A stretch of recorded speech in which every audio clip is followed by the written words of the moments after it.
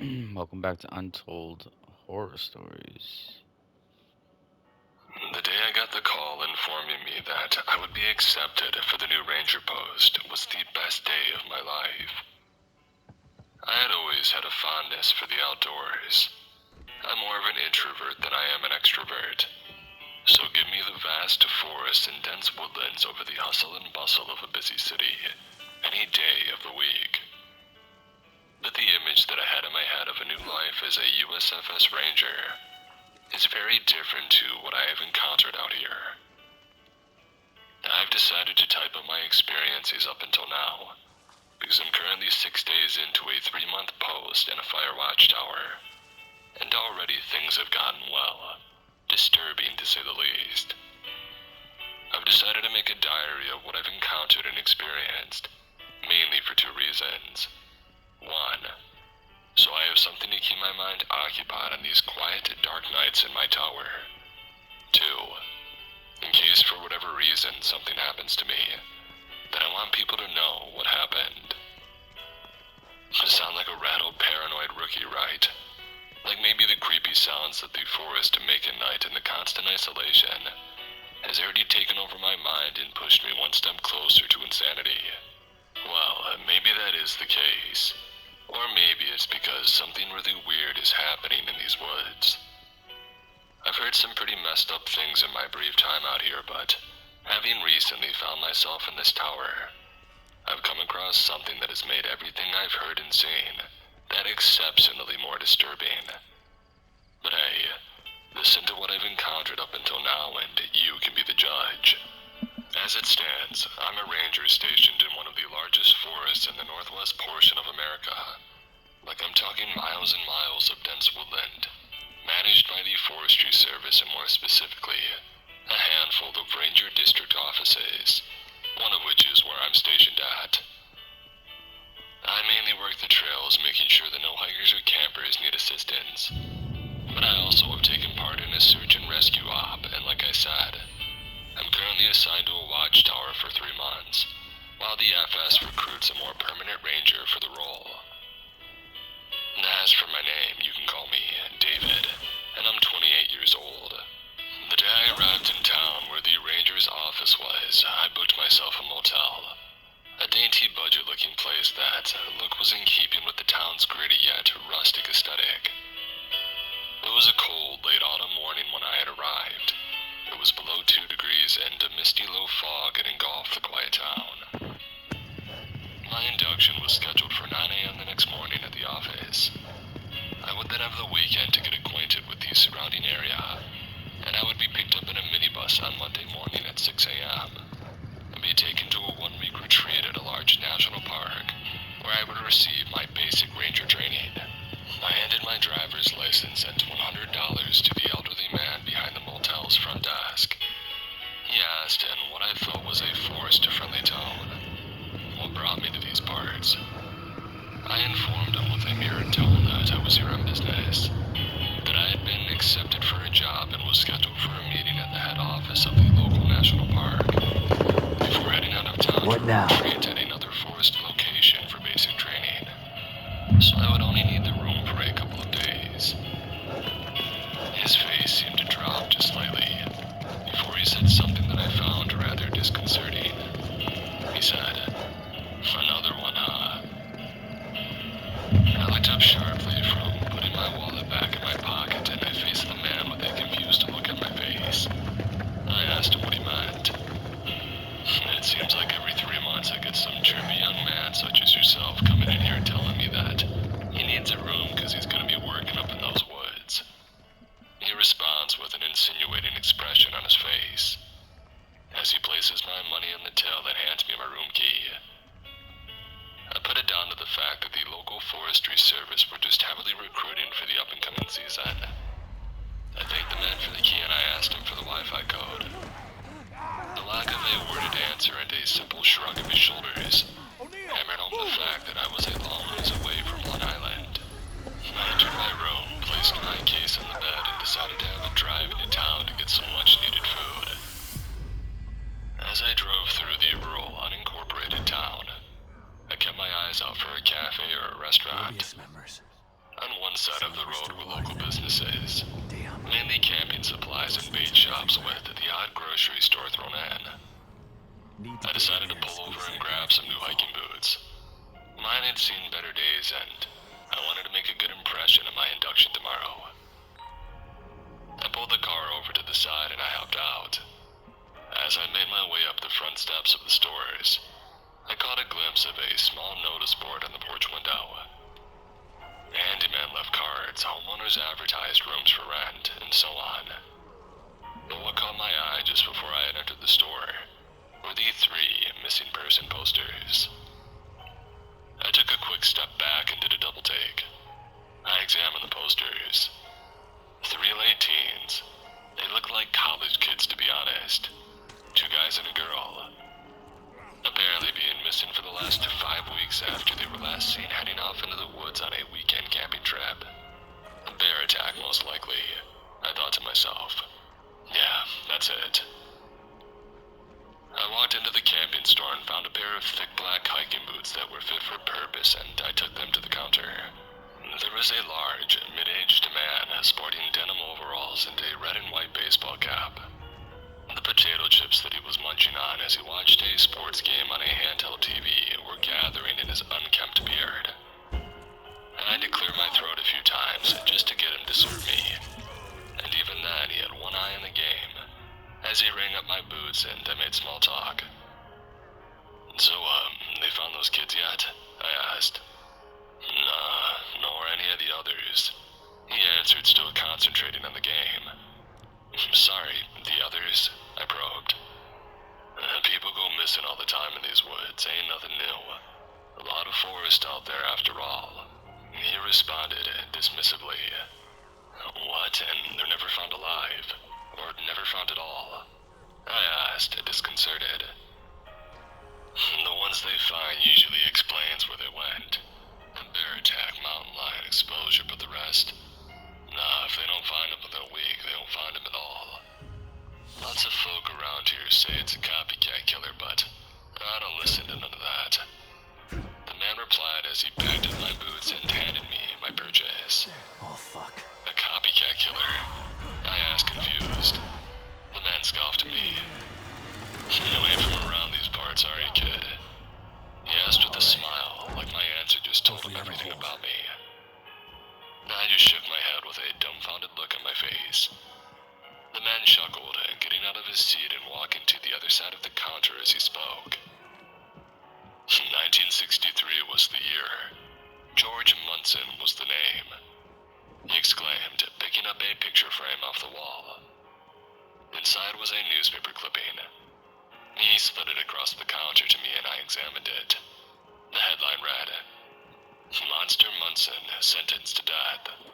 With a small caption underneath explained that he had been found guilty for the deaths of 5 children. Yeah, Georgie was the local oddball, or so my daddy told me. He said as I looked into the eyes on the mugshot of a man in his early 20s. He was one of those people who may have aged physically, but he stopped aging around 10 to be honest. Special needs and all that. Don't come any closer! His mama would take him up into the woods on hikes and stuff. Calm down. One day his mama comes running back into town wailing, saying Georgie had been taken by somebody in the woods. Mobius, but they The sent man you told in me. here? So what happened? Yeah, I'm I asked curiously, but I wondering how the story the man was telling me had led to the article in front of me. We were trying to track them when we got attacked. Well, the Here, townspeople, listen to along with this. the rangers, went looking in those here woods. 5 weeks and not a Sounds like a trace of little him. girl, right? Quiet. He leans in closer. Then all of a sudden, I think no way. How do boom. Once you'll probably The kid just wouldn't comes wading out of the yourself. forest like nothing Let's ever pair up our happened. communicators. He informed That way, me with yeah. an incredulous look on his face. You're kidding. Those Straight things up. do you have anything? Not in this Anyways, place with Georgie's it's mama pretty was good, elated to it's have her a little market- boy back. When I say little This was boy, like- kid was about What do you 6'5". Wonky. A What's big happening? son of a We used- gun. What's the stable? Yeah, but what about the murders? I snapped, There was a impatiently bear- interrupting the man I as he told began to him he would always- digress. You ask Yeah. tomato, Oh, well, from the I'll way let my you daddy think. told it, young Georgie was somewhat withdrawn after he came home. I picked, maybe you He could didn't maybe there's speak, he nothing. didn't Come on, eat. maybe whatever. His mama invited a group of kids from the neighborhood over one day. They were younger and Georgie, but given his limitations, she felt that they would have played well together. The man's expression turned from playfully animated to haunted and vacant. Georgie's mama was speaking with her neighbor when the group of kids and Georgie went missing. He stated, "Missing?" I pressed. Takes the edge off. Yep. Few of the townsfolk witnessed Georgia leading those kids into the woods. Looked like they were having fun singing nursery rhymes, skipping along. Just kids doing stuff. The thing is, those fun-having kids, they never made it home. He informed me gravely. What happened to them? I dared to ask. The man leaned in closer than he had throughout the whole exchange. The search party went looking, found them all mangled and butchered. Absolutely unspeakable acts of evil inflicted upon them. There's rumors that some of the search and rescue vets threw up when they found what was left of those kids. But 6 people went into those woods that day. They only found 5 bodies. Georgie was still missing. Where was he? I asked curiously. Well, no one knew. Until the day that Big Georgie Munson just walked out of those woods again, covered head to toe in the blood of those kids. The man's brow was high, letting the weight of his words hang in the air for a few seconds. So, did he say why he did it? I asked, rather befuddled. Well, that's the thing. He said he didn't. I mean, the kid was 2 bananas short of a full bunch. I don't really know if he knew how much trouble he was in. But my daddy said his mama would be screaming at folks in the street claiming, her boy didn't do this. And you know what the weird thing is? The man leaned close as if making sure that no one could hear, despite the store being empty. I leaned in too, gesturing for him to drop the punchline.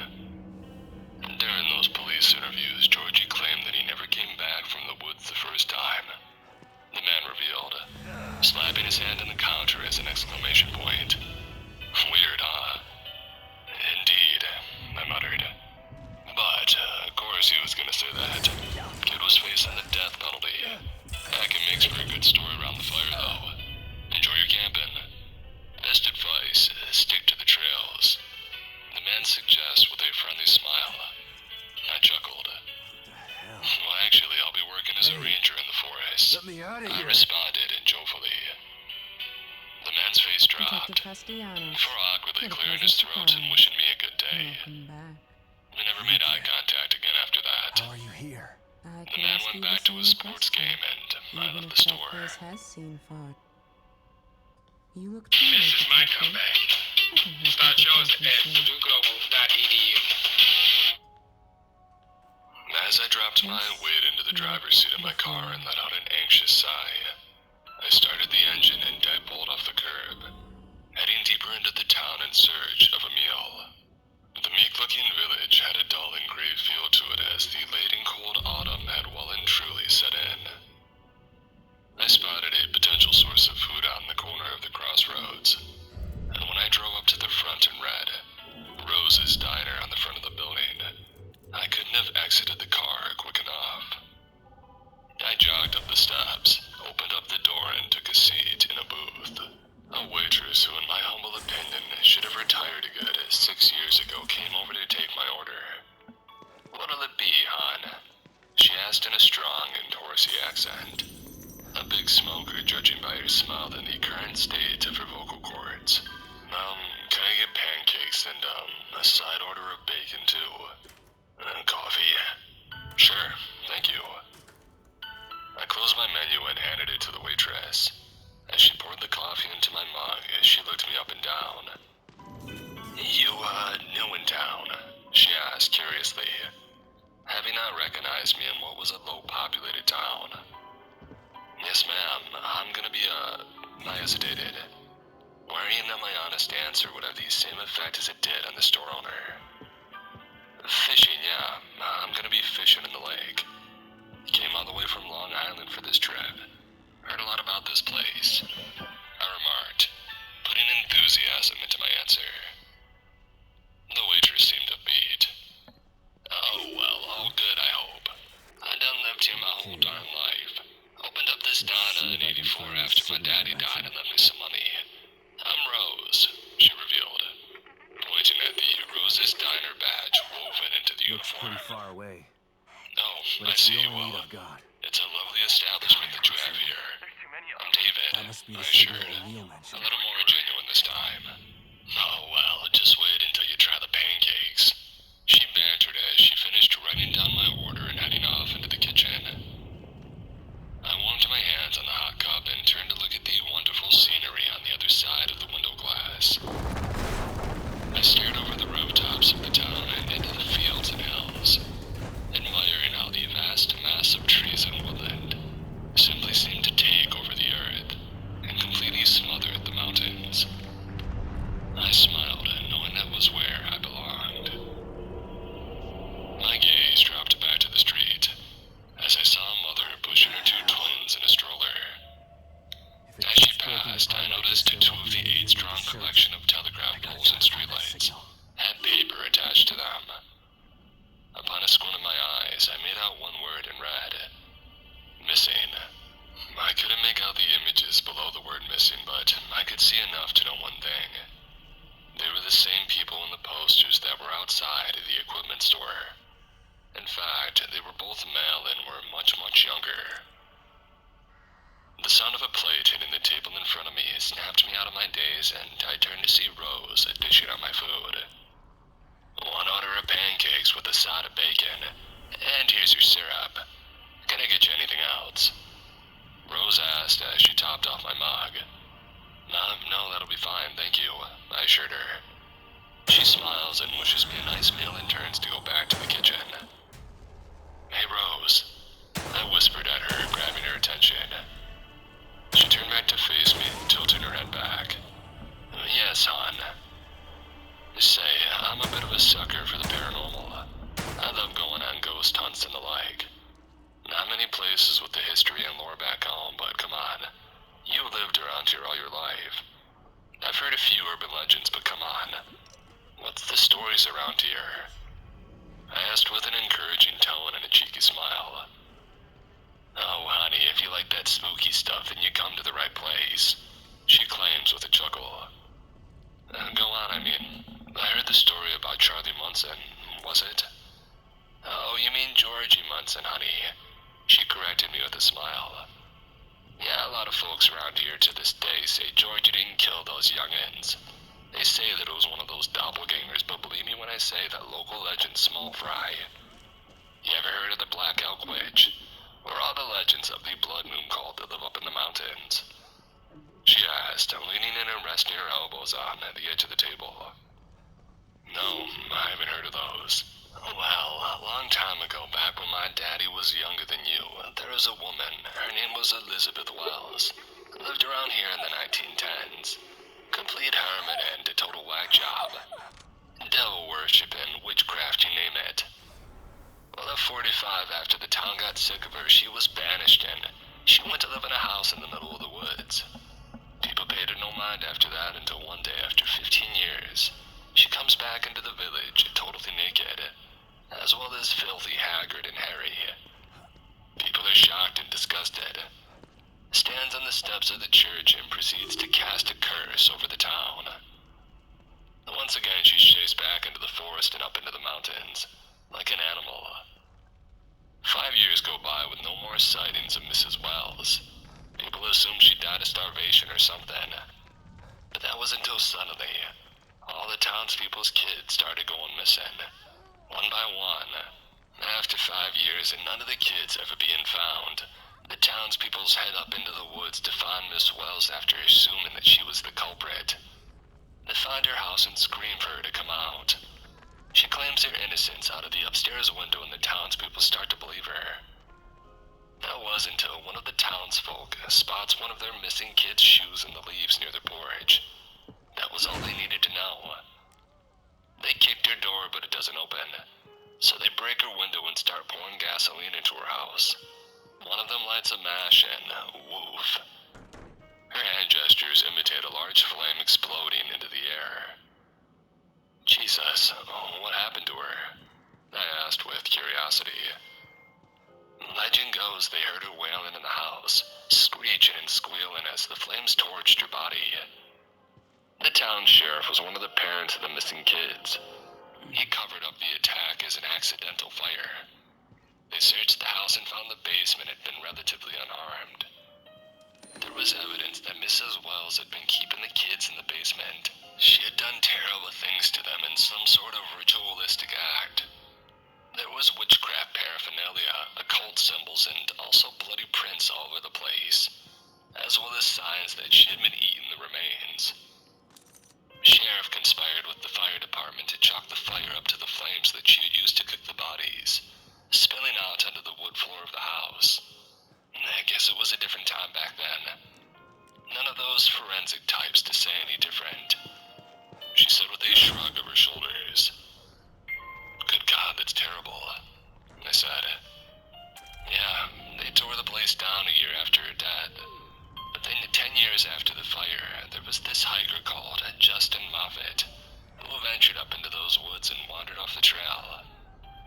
He was never seen again, and people began to say that he wandered too close to the Wells house, and the ghost of Elizabeth Wells had killed him, just like she had killed the youngins. After the investigation was closed, there was a group of 3 who went searching for Justin by themselves. They went missing too. So now the story of the Black Elk Witch is one of those stories the townsfolk tell their kids. So they do as they're told and go wandering off alone. Don't talk to strangers and go to bed on time. You get the idea. So, the story is a myth? I asked, confused, desperate for clarification. Well, my daddy was born after the fire when it all happened. But he said his daddy and daddy before him swore Elizabeth Wells did those things to those kids and that she was killing the hikers. But like I said, could be just a scary story to keep the kids in line. It certainly did me. Rose remarked with a giddy chuckle. I wasn't so amused, but I tried not to show it. Yeah, and you mentioned a cult too, I asked apprehensively. Oh, yeah, now I can't speak it to myself, but there were a lot of stories people used to talk about. In the late 60s, people would talk about a group of people who worshipped the same dark forces that Elizabeth Wells did. Say they went to live out in the deep back forest up in the mountains. They say they're out there still, lurking and stalking lost hikers to use in their rituals and sacrifices to the Black Elk Witch. Her words hung heavy in the air as she made intense eye contact with me for a few seconds, but slapping my shoulder and bursting into laughter. Oh, don't worry, darling, it's just some spooky tales that people like to tell. No one's ever seen the so-called cult. It's just another spooky tale to bring up in paranormal enthusiasts such as yourself. Enjoy your meal now before it gets cold. And with that, she departed, leaving me with my thoughts and my pancakes. Thankfully, the food was delicious, and I left a nice tip for Rose and gave her a friendly wave as I left. Hopefully, I would see her again. As I headed to my car, I took a detour to examine the posters that I had seen earlier. The first one was a young boy named Dennis Weaver, age 13. Last seen on a hiking trip with their family. It's to fix it. Parents woke up in the morning to find him not in his tent. The poster was dated 5 weeks ago. I took a photo on my phone and headed down to the other end of the same. I headed back to my motel where I called my cell provider and purchased an internet add-on for my package. I pulled my laptop out and began to search the web. I typed in the name of the town that I was in and added the keyword missing persons. I was perplexed when I saw nothing of the sort coming up on my web search. I typed in Dennis Weaver and the town's name and I hit search. Nothing. I went on my phone and pulled up the picture of the other missing poster. I looked at it, another young boy. This one probably around 15. Chad Mitchell, another one who had gone on a hike with some friends. He had stepped off the trail in the night, likely to take a leak, I presumed. He's never been seen since. I typed his name into the search bar and once again, I was puzzled to see no articles about his disappearance either. For whatever reason, it seemed like the town was trying to keep the investigations in-house. Why? I had no idea. I decided to do one last search. I typed in Elizabeth Wells and the town's name into the bar and I hit enter. The top article caught my eye. It was nothing more than a sort of urban legend wiki, but the title was The Black Elk Wedge. I clicked on it. A horrific sketch was the main image that sat below the title. It was of Elizabeth Wells, aka the so-called Black Elk Wedge. Her hair was so wild and unkempt, I couldn't help but compare her to Medusa. Her limbs were stretched out in a crucifix position. She was drawn without clothing but shaded in places to represent the muck and hair on her body. On her back were what seemed to be rags that resembled a type of cape. Her face was drawn with zero beauty, bordering on contorted into anger and deformed in malice, as these sketches of flames danced on her flesh. A chill ran down my spine, as the crude pencil dots for pupils seemed to stare right into my soul. I read the article and realized the story fit the exact rendition that Rose had given. Although there were a few different versions, one of which she had drowned in the lake by the townspeople and the other where they had nailed her to a crucifix and tied it to a tree, leaving her out in the winter to freeze. But other than those variants, the story remained the same. I closed the laptop, deciding that I needed a good night's sleep and didn't fancy waking up in a cold sweat. The next day, I headed to the district office for Forestry Service and prepared to meet my employers and coworkers for the first time in person. I stepped into the office and gave my name to the ranger on the front desk. I gave my name and she quickly informed me that the head ranger was waiting for me in his office. I went through and knocked on the door that I was directed to. "Come in," a commanding voice yelled through the wood. I obeyed and entered the room. Behind a desk, filling out some paperwork, was a stern-looking man. I could tell from his salt and pepper stubble and his no-nonsense haircut that he had some sort of military background. "Hi, I'm Dave," I said, extending my hand. "Dave, pleased to meet you," the man said, grabbing my hand firmly and shaking it. "Bill. Nice to meet you, Bill. Nice to have another New Yorker around here, to be quite honest. Some of these guys are so northeast that they make me sound like Tony Soprano, you know," he said with a soft chuckle. We shared a laugh and I immediately felt more at ease. "So, that office liked you the best out of all the video interviews." "No, David, I'm gonna be honest. Picking recruits isn't really my purview, but training them and weeding them out, definitely is. You understand me?" He asked, an intimidating stare piercing my soul. "I hear you, sir, loud and clear," I assured him, trying to stay firm. A tense silence hung in the air for a brief moment, while he assessed my demeanor a little further. "You seem like a good kid, David. Just to follow your training and do as I tell you, and you'll make a good addition to the team," he said, fumbling in his desk drawer, and he pulled out a stack of papers. "Here's your starter pack and contract, plus information on the training retreat that you're heading to Monday. Sign where the X's are," he instructed, as he slid the papers across and handed me a pen. I filled in the paperwork as Bill observed me some more. "Hey, can I ask you a question?" I asked cautiously. "Shoot." "Do you all get many missing persons around here?" Bill scoffed. "It's the woods, kid. There are mountain lions, bears, wolves. We try to tell everybody to stick to the trails, but a lot of people think they know better, you know." "What's the matter, kid? Are you having doubts? You think the big bad wolves are gonna get you out there?" He poked questions at me teasingly, until suddenly he narrowed his eyes and looked at me with a little more suspicion. "Unless somebody's been getting in your head, who you been talking to?" he demanded to know. His switch in attitude caught me off guard. I fumbled an answer. "What? No one. I mean, I went into town yesterday and I saw a lot of the posters up. Just seems like a lot of them for such a small community." I responded in a desperate, apologetic tone. Bill seemed to relax. Well, you know these small town types always think they know the woods better than us. The sheriff's department is made up of 2 on-call guys. They don't know what it's like to listen to authority and order. They do what they want and don't listen to our advice. And then, when the crap hits the proverbial fan and they get eaten by frickin' Yogi and his pals, people might want to make up some boogeyman stories, but it's just the woods, kid. It's a dangerous place. And that's why the government made the DAFs.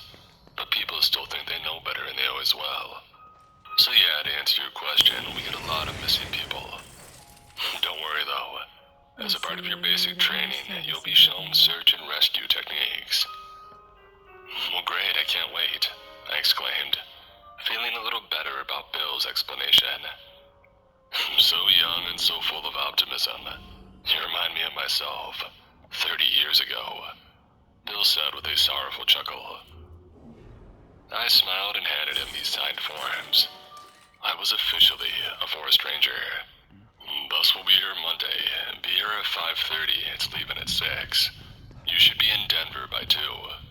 Training starts Tuesday morning. You'll be back here Friday night. By then, we should have your accommodation arranged, so you can pick the keys up when you're back. It's been a pleasure, David. I look forward to working with you. Bill exclaimed, offering yet another firm handshake from his rock of a hand. I left the office and headed to Rose's for another batch of her delicious pancakes. The bus pulled up at the Rocky Mountains National Park on time, bar a few-minute delay. We exited the bus and made our way to the visitor center. The rangers that I traveled with were all fairly new, no more than a year into their positions. They had received on-site basic training, but we were all going to be taking this advanced course, which would teach us some S&R techniques, as well as fire watching and climbing training too. I'd gotten to know them on the bus ride, swapping the stories from our lives up until this point. Jeff, Pete, Richard, and Daniel, all great guys. We were excited to get trained up and hear all the awesome stories from the veterans. The retreat was awesome. Team building games, trust exercises, search and rescue missions, hikes, everything. That 4 days was probably the most fun that I'd had in my entire life. The best part, though, was sitting around the campfire at nighttime, drinking beer and swapping stories. Hearing all the seniors and vets talk about their experiences as forest rangers. It blew my mind. Successful rescues, animal sightings, and criminal investigations. I was enthralled. But suddenly the conversation turned to the strangest things seen when on the job. Now, none of these guys were from our jurisdiction, but nevertheless, they were unsettling to say the least. There were 3 that stood out, and I'll do my best to recount them as I remember them being told. The first was a senior ranger who worked at this park, the Rockies.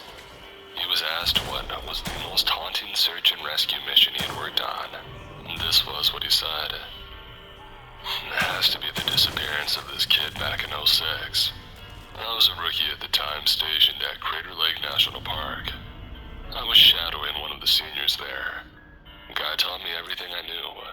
Seen it all type of guy. He's retired now, but anyway, I digress. A call came in from the VC that a family had been camping up in the hills and were making their way back down the trail to their car. At some point, they had lost sight of their youngest son.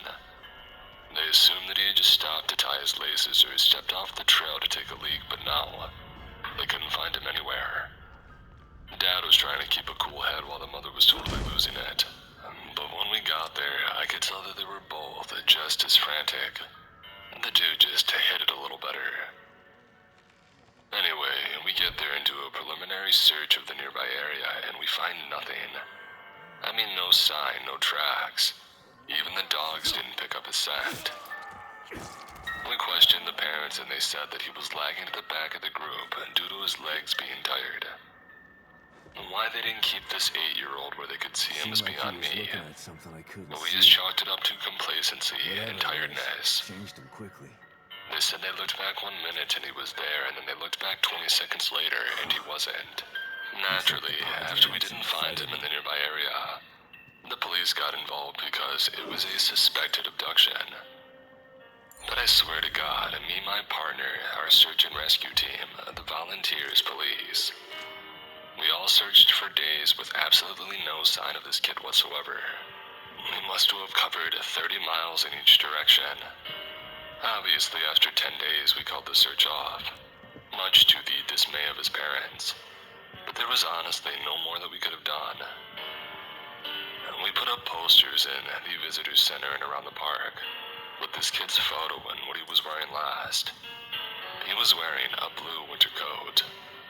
And given that that would stand out against the green and brown of the forest, we highlighted this, as most likely this would be what any potential hikers would spot.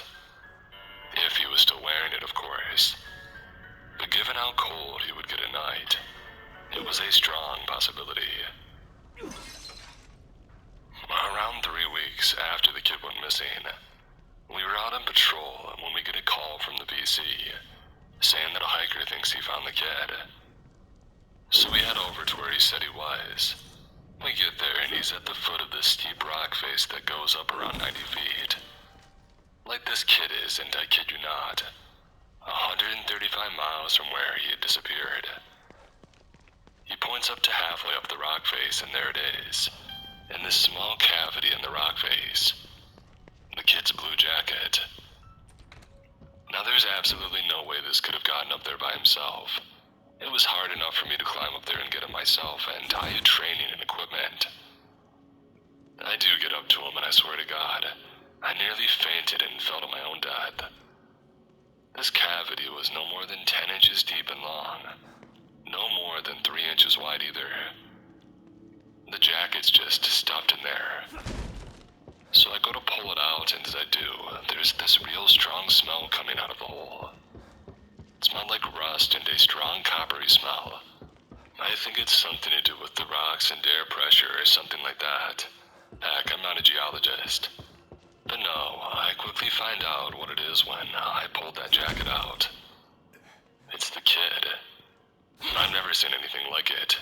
There was no blood or torn flesh or anything around the cavity's opening, but the way that he had been stuffed in there was horrifying. The way his eye was just looking at me, like a stress ball that had been squeezed, it made my blood turn to ice. The cops had to bring in specialists to chisel the rock out so that they could retrieve his body for an autopsy. My partner at the time was a drinking buddy with one of the detectives. He told me that when they got the kid out, he was messed up. Like his insides had exploded out of him at both ends. You brought something Every with you. bone in his body broken, Okay. but no superficial injuries. They said that his blood vessels had Some keys exploded open and 2 doors whole of pints of it had perception. leaked out of his But mouth, this his isn't nose, and painful. ears. This one is more That's what the mundane, copper smell but was. still useful. It is terrifying as that all is. That kid had been missing for 3 Yeah. weeks. Open one. But when Its they got him on contents that are better table, off in your hands they said than that he had only been in dead for a mine. matter of hours. And they also found berries in his stomach. What was left of him anyway. And he wasn't dehydrated or malnutritional. Cause of death was recorded as exposure. Hilarious. Can you believe that? My partner asked his detective friend about the next time they went drinking, and he told him, "We've been told to not ask questions. I don't know what's going on, but I can't find anything about it online." In fact, the missing persons website had him registered as still missing. Someone wants to cover it up, but why? I don't know. Don't want to scare off visitors, I guess, but something took that boy, kept him clean, healthy, and fed and watered for 21 days, and then just stuffed him in a hole. It was frankly impossible for any human or natural force to do so. With such force that his insides burst out of his mouth, but they didn't leave a scratch on him. But yeah, exposure, right? That's the one that keeps me awake at night. Us newbies, we all sat there, mouths open. I noticed how the more senior rangers didn't look as shocked. It was more a look of somber shame, like they had heard it all before. A ranger sat across from him and slapped his knee. I think I heard about that one. Made the rounds a while back at another training retreat. But here's one that you haven't heard, trust me. We all leaned in with anticipation, and the ranger asked us all to swear that we keep this to ourselves before he began his story. We did, obviously, but he makes it abundantly clear that he can't leave the group, because he has no idea how bad it could get for him if people find out that he talked. Again, we swear to him that we won't, but even then, he isn't comfortable telling us where he works or anything. But we don't push him. Now, I don't know if this is verbatim, but this is how I remember him telling it. Okay, so I'm around a year in. I'm heading back up this trail in the morning doing a check-in on a couple who were camping up there. I get about 100 yards from their camp and the dude is like, in the middle of the trail, waving me down in a panic. I pulled the ATV over and asked him what was wrong. He was like, dude, you ain't gonna believe what we found. Come look. And so I follow him back to his tent, and I can hear crying. He pulls the flap back and boom, his wife is sat there holding a baby. Now, these guys didn't have one with them yesterday, let alone a baby when I left them, so I'm baffled and ask, was she pregnant? And they tell me that it isn't theirs. They say they woke up because they had heard crying in the middle of the night, so they got up and went in to investigate. It was coming from within the tree line, so they're going around 20 feet and they find this baby, just laid there against the foot of a tree. They tried to call the VC, but their cell phones were dead, so they were just waiting for me to come back. So I'm like, I can't take this baby back down a 5-mile trail on my ATV. So I try to radio back to the VC, but I can't reach him either. I figure it's because of the mountains close by and the heavy tree overhanging. So I tell them to keep the baby warm and safe, and I'll be back with CPS and the police. So I tear off back down to base and I call CPS from the VC. Tell them to send somebody there and then I'll meet them and help them take up the baby. They start asking me questions which I didn't consider at the time, but when she asked me, is the baby hurt, injured, or in need of urgent medical attention? No, they just found this baby in the middle of the woods, with no other campers up that trail that day. So to say the baby is totally unharmed is a bit of a mystery. Not just unharmed either, I mean, not a single scratch on it. Like, the more that I thought about it, it wasn't even dirty or anything. Like, it was so bizarre, but I just told her the kid was found in the woods and that they needed to get there ASAP. They tell me that it'll be an hour before they can get somebody out to me. So one of the other rangers tells me that he'll wait there for them and urges me to go back up with some blankets and other stuff. So I point to their camp on the map and I head back up. When I get there, I park up the ATV and start heading to the camp. I expect to hear the baby crying again, but I don't, so I just assume that they finally got it to settle down. But as I get closer, I can't even hear the couple talking or anything. I pull back the tent flap and nearly scream the woods down, and to God, this couple is just laid there, totally butchered. Like, I mean torn apart, everything missing. But no sign of the baby either. That's what I was afraid of the most. Like, this black bear mountain lion is savage, this poor innocent baby. So I jump on my ATV and start heading back down the trail until I get a signal. I radio to the VC and I'm freaking out. I'm yelling at them to get animal control or fish and game or something, even the FBI. Base tells me to calm down and that the authorities are already on their way up to me. And they suggest for me to wait by the scene to make sure that nobody comes back to destroy the evidence. So I go back, but I'm just stood on the edge of the camp, refusing to go near that tent by myself. 30 minutes or so go by and my colleagues show up with the authorities. So I run over to them to guide them to the tent. But I don't see any CPS van, no animal control vehicle, and no cop car. Instead, this black Range Rover pulls up behind my ATV and these two suits get out. They head over to the tent and they put gloves on and pull back the flap. They don't flinch, and they don't even say anything. They just look at each other and nod. I didn't notice it at the time, but I noticed bloody footprints leading out of the tent. The two suits turn to me and say, "That's fine, we'll take it from here. We're gonna need you to go back down to base and close off the trail." I'm confused because the infant is obviously still alive and it had wandered off somewhere. So I'm like, "Are you gonna call CBS? Are they coming?" And they just look at me. Even through their shades, I can just tell they're glaring holes in me. They're silent for a few seconds before they tell me they are on their way, in this robotic tone. So I do what they ask and I leave the site. And I head down the trail, telling everybody that they have to turn back or leave, because the trail isn't safe and it has to be shut down. I was at the VC when more of those black SUVs turned up and headed up there. That trail was closed for a week or so before we had an unexplained forest fire. That's what the higher-ups called it. Totally scorched that site for a 5-mile radius. Oh, and this was in the middle of October. It's never sat right with me. And the thing is, I always assumed that couple was murdered and the baby was kidnapped. So those suits who turned up were the FBI. I mean, they definitely looked the part. But I was a rookie back then. And since then, in my 10 years at that park, I've had to deal with the FBI a couple of times. During bodies dumped by killers or a fugitive hiding out in the park. And let me tell you, those suits weren't FBI. Because every Fed that I've met loves telling you that they're a Fed. And those guys didn't even tell me their names, let alone where they were from. The questions from that case are just, I don't know, many sleepless nights over that one.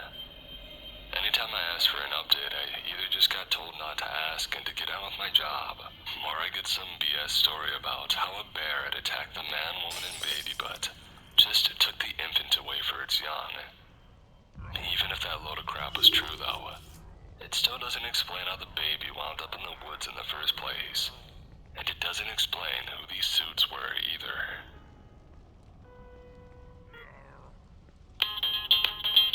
I like it. Yep, it's mine. The prices blow my mind. I feel so rich. Oh, yeah. I feel like a billionaire. I'm talking like a billionaire. They're like the worst Us commercial. rookies were all leaning back with wide eyes as we rubbed our knees. We exhaled with anxiety as the story made the hairs on our necks stand up. Don't. Some of the others started to talk about David Paulides, and how a lot of what he talks about resonates with them. How there are so many mysteries when it comes to disappearances in the woods. But the parks and forests do their level best to make sure that nobody finds out the truth.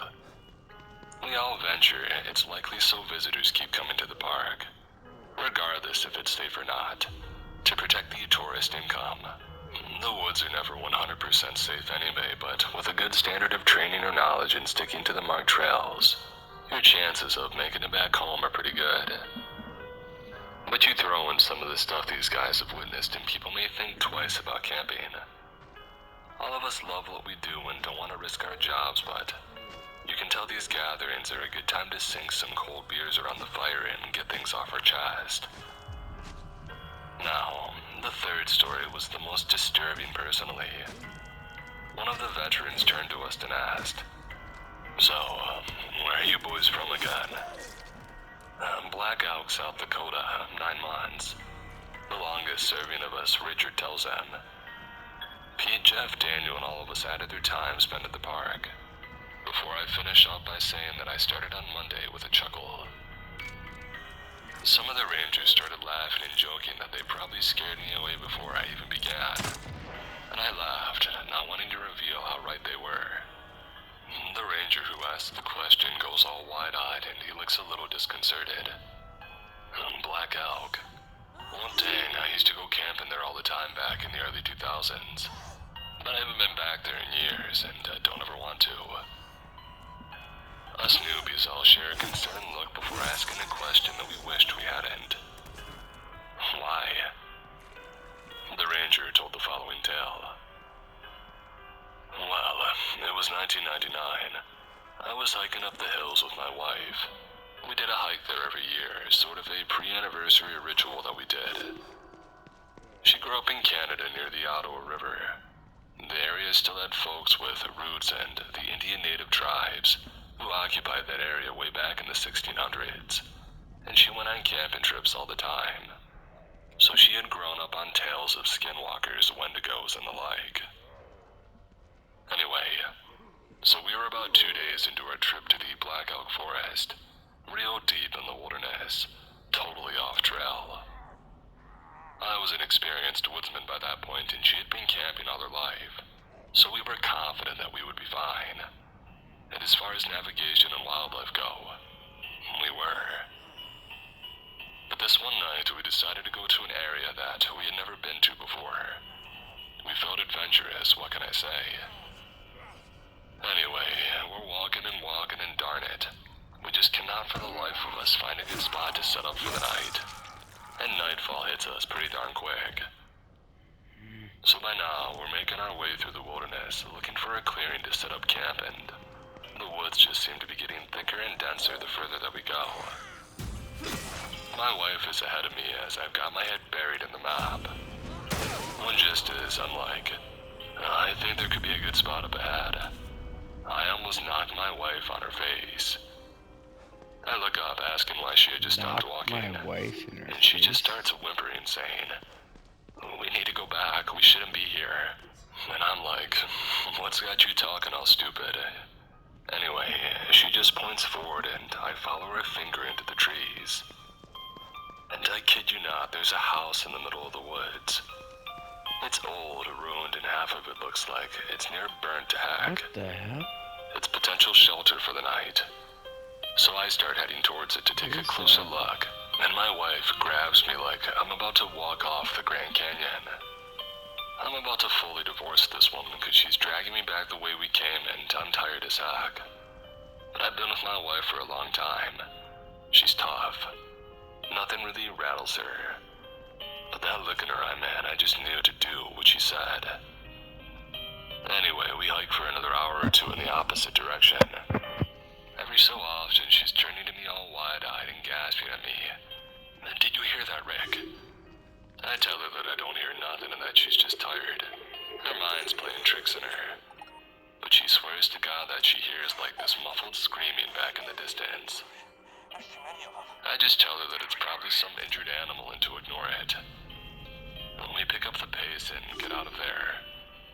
I didn't tell her at the time, but the thing was, I did hear it. And it wasn't any animal, let me tell ya. When we lose the noises eventually, and to our relief, we find a place to set up camp for the night. We get the tent up and get a fire going and sit down to make some quick food before we turn in. We're sitting around the fire heating up some dinner when I confide in her that I had indeed heard the screaming. I explained that I just didn't want her to panic and to keep a clear head until we got to safety. We both discussed just how creepy and unsettling the sound was, and I asked her why she was so spooked when we had spotted the house. Shit. She tells me this tale about this woman who lived in spearfish in the early 90s. She had killed a bunch of kids, and the town came to her house in the woods and drove her out by burning her house down. They grabbed her and did some horrible things, and they left her nailed to a tree, so that she could slowly freeze to death in the winter. There's an urban legend that her ghost still inhabits the woods, and if you see her house, to run. Because if you go near it or inside it, she'll come after you. She starts having like a joke with me, holding the torch under her chin and making ghost noises. When suddenly her face drops and she's looking at something behind me. She turns to face the fire and I turn to look at what scared her. She snaps at me, quietly hushing me to face the fire. I can hear twigs snapping and leaves crunching, but she just keeps begging me to not look at her and to just look at the fire, and to not respond to anything she says. She tries to make small talk and keeps her mind occupied, but it was tough. Whatever this thing was, it had followed us, and it was walking towards us. I slowly start to reach for my Glock, but my wife grabbed my arm and told me just to face forward and to ignore it. Easier said than done when it came and stood behind us. Now, I'm sat at 6 o'clock and my wife is sat at 8. What the I hell? can feel the thing behind me, wheezing hard and muffled groaning. And the smell, good God, the smell. Like rotten meat. I started to feel bits I didn't of see warm that the and first putrid time I air in the played back this of my game. neck. Like a pig was breathing on me through a Yeah, this sieve. stuff. I look over at my wife and she's staying strong. Huh. But the tears are coming out of her eyes and I'm just about to pee my pants. When I hear this thing say, "Give your face." Like in a muffled voice. Like they were saying it through a rag or something. I do what my wife says and I just lose myself in the flames. I hear the thing move away from me and head back into the trees. After about 20 minutes, my wife finally speaks. That was the black elk witch. I asked her what the heck she had wanted and how did she know how to get rid of her. She tells me, as the legend goes, if you ever hear her coming and get to a fire, she doesn't like it. If you stare at the fire, she won't come near it to look at you. She told me that she wanted our faces, and that's why she said not to look at her. She also said not to reply to anything she says because if you do, she'll take your tongue. We packed up at first light and we got the heck out of there. I've never been back since. The ranger finished his story and let the weight of it sink in. I think a lot of us were waiting for him to burst into a fit of laughter and slap his knees, and knowing how much he had scared his butt, it never came. And I was just left thinking of the tales the town folks had told me. The missing people, Georgie Munson. What was going on in the woods of this world? And was there something waiting for me back in the Black Elk Wilderness? That Monday. Sharing your health story matters. I'm very interested in how we can use health information technology tools to improve clinical practice. That Monday, I reported to work for my first day. The first few weeks of my employment here were rather eventful. I was placed with a senior ranger and I shadowed him around the forest for the best part of the month. Getting to grips with the day-to-day life as a forest ranger. I got to know my senior advisor, whose name was Chris, really well. We spent the day shooting the stuff and talking about our families, our hobbies, our sports teams, and so on. When suddenly one day he gets a call on the radio from the VC. The hell? I Stronger watch than the as other he ones. speaks in advice. Chris here, over. Hey Chris, Oh, we've had a shit. call from a family up on Horse Thief Lake Trailhead. They're saying their 2 children have wandered off in the night. They can't locate them. Can you go and help them out? The voice asked. Okay, me and David will head up, do a preliminary search of the area. Hopefully they haven't made it too far. They'll be getting the search and rescue guys on standby. Chris says with a serious tone before placing the radio back in its holster. He lets out a deep sigh. Ah, shit. Let's go, David. We hopped on our ATVs and headed to where we were needed. I'm gonna take When it we out. arrived at the camp, a couple of middle-aged adults were stood on the edge of the clearing, looking increasingly anxious and impatient. We hadn't even Oh, built he's so the vehicle tired. before they were yelling incoherently. The woman was begging, practically on her knees, pleading for us to help them. Whereas the guy was more angry, wondering where the large-scale search party was. Chris began leading the frantic mother back towards the camp to show him where the kids had went missing from. Meanwhile, I was tasked with calming down the irate father, explaining to him that we needed Well, time this is to part assemble the team 1. and volunteers. This is gonna be a So two-part we would be episode. making sure the kids weren't just in the nearby vicinity. I tell him that he would be surprised how many missing persons are found within the first 30 minutes. Most of the time, they go to take a leak or a morning walk and they get turned around and can't find their way back. Like, comment, and subscribe. To hear the rest of the story, tune into episode 2.2. Actually, it might just be the beginning of episode. Yeah, no. We'll make it 2.2, 2.1, and a 2.2. Alrighty. Jesus. Like, comment, and subscribe.